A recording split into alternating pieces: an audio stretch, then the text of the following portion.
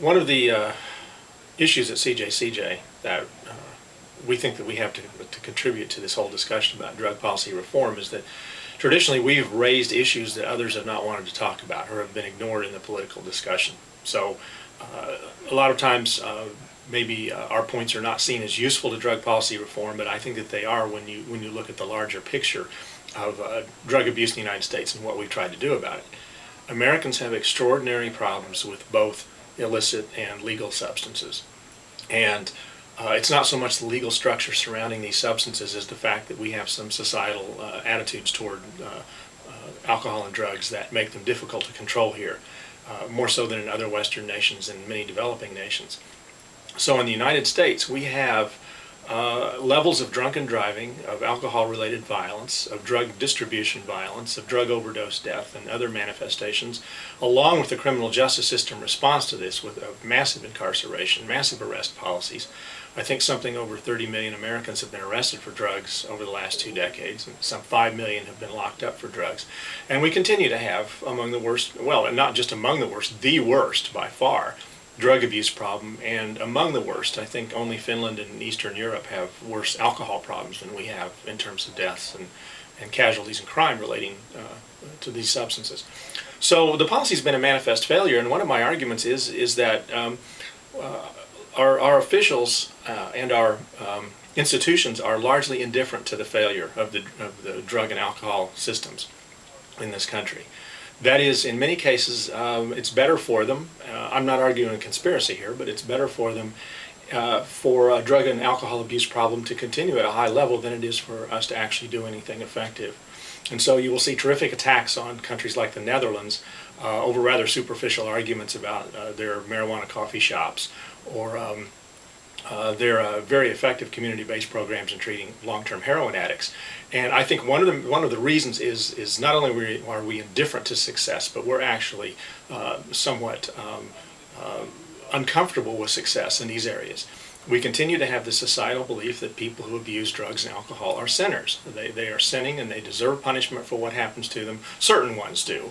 Wealthy ones, of course, can go to very expensive forms of treatment, often at government expense. So the drug war inevitably gravitates toward punishing the least powerful people in society, the most powerless people in society. And it also gravitates toward, over time, toward attacking the least important drugs in society, the least dangerous, the least involved with serious issues like overdose and crime and family breakdown and so forth. So it's pretty obvious that California is as good an example as anywhere, that marijuana is going to become an increasing obsession of the war on drugs because it's the most used illicit drug. And the reason it's the most used illicit drug is because it is the least dangerous illicit drug. I mean, people aren't stupid. They're not going to go out and use very dangerous drugs in mass.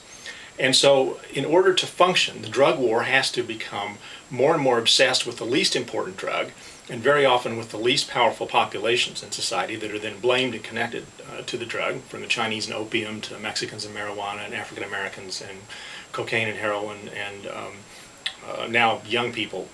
Now it's become dangerous to attack other groups in society. Young people have become the focus of attack. So over the last 20 years in California, we see some extraordinary developments. First of all, we've seen an absolutely astonishing decline in crime. The crime decline has been centered in under 40 age groups, and heavily in teenagers and young adults. So every form of arrest has gone down in California. Every crime that you can imagine, murder, rape, assault, property crimes, weapons possession, all those kinds of offenses have shown dramatic declines in California, save one. Only one offense shows an increase, and that's marijuana possession. Not marijuana sales, not other drug sales, not other drug possession, no other offense except marijuana possession.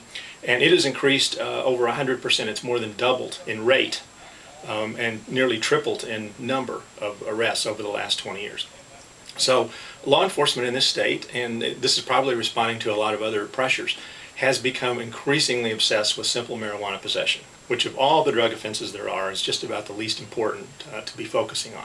And many counties don't focus on it. This has been concentrated in a number of counties that have extremely heavy enforcement and even imprisonment for marijuana offenses in California, whereas some of the coastal counties like Ventura and Contra Costa and San Francisco and Marin don't really bother much with marijuana enforcement. So you have extremes by geography, you have extremes in terms of this one offense receiving so much attention, and you have extremes in racial breakdowns for arrest for marijuana. So African Americans are about 10 times more likely to go to prison than anyone else, any other race, for marijuana offenses. So I argue that this is simply the inevitable evolution of the war on drugs. The wars on drugs in the United States are not intended to solve the drug problem. They never were intended. They were intended from the outset to maximize the harm that drugs cause in society, because it's seen as a sin, as sinful behavior by those who designed it, particularly William Bennett, who was the first drug czar, the first chief of the Office of National Drug Control Policy in the late 1980s. His plan, his national drug control strategy, emphasized leaving people who abuse drugs alone, just hanging them out there in society, so that people can see how bad drugs are for you. So if somebody has a terrible heroin addiction and they're lying in the gutter and they're making a spectacle of themselves because of their addiction, that's fine. We'll just leave them alone and let other people see this is what drugs do to you. It's kind of a morality play that we're imposing. Whereas if somebody is using drugs, on the other hand, and not suffering any harm, those are the people that Bennett and the drug control strategy saw as a threat. And those are the people you have to concentrate on. So this is actually a planned failure. It's a planned policy design to maximize the harm caused by people who actually are suffering from drug abuse and inflicting problems on society, to largely ignore them and neglect them, and to concentrate the resources of the drug war on people who are using drugs but aren't suffering from it, have the audacity to smoke marijuana but not have any terrible effects, or use other drugs and not have any terrible effects. And so the whole thrust of the drug war has increasingly been concentrated on punishing those people who are least likely to abuse the least dangerous substances. It's a huge waste of energy and money, as well as inhumane in many respects. And also leaving people to suffer from addiction is a kind of inhumanity that goes with this kind of thinking, that this is really sinful behavior and people deserve to suffer for it. So the evolution of the drug war has been in increasingly destructive directions. It was intended to do that. It's what I call privatized social policy, where private interests actually develop over time more of an interest in perpetuating the problem and even letting the problem get worse than they would in actually solving it. So we have so many interests now that benefit from the war on drugs that they actually don't want to see the problem solved. So what do we do about all this? Marijuana legalization has been proposed as one of the chief strategies, but unfortunately it's been proposed along the lines of regulating marijuana like we do alcohol. The regulation of alcohol in the United States is a disaster. The only qualification you need to use alcohol in this country is to be 21 or older. And so we have chronic alcohol abuse in this country that is, it's treated better than drug abuse, but it is still not, still remains the chief societal danger.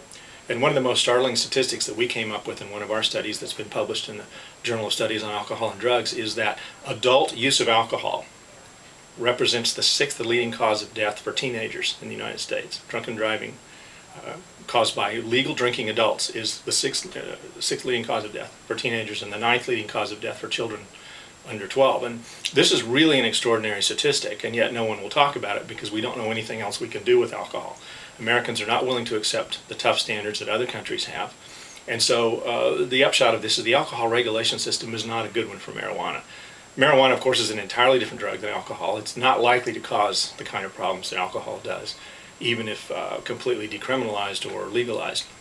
But still, I think we have to look at the fact that we're arresting 500,000 people under 21 in this country simply for possession or use of alcohol that would be legal if they were adults. And this is imposing a tremendous burden on younger people in this country. So you cannot create an adult party world alongside a teenage abstinent world. And yet that seems to be the area or the direction that we're drifting in terms of policy, or the idea that this must be some kind of good idea or good way to regulate marijuana. If we're looking at better ways to regulate marijuana, I think it has to come in, and alcohol as well, it has to come in the context of a larger examination of Americans' attitudes toward drugs, of our attitudes toward a system of regulating drugs, and we can certainly take a lot of insight from other countries that have far more success than we do, which is just about every other country. So at CJCJ, we're trying to introduce new information into this discussion that will contribute to a larger comprehensive reform of drug and alcohol laws.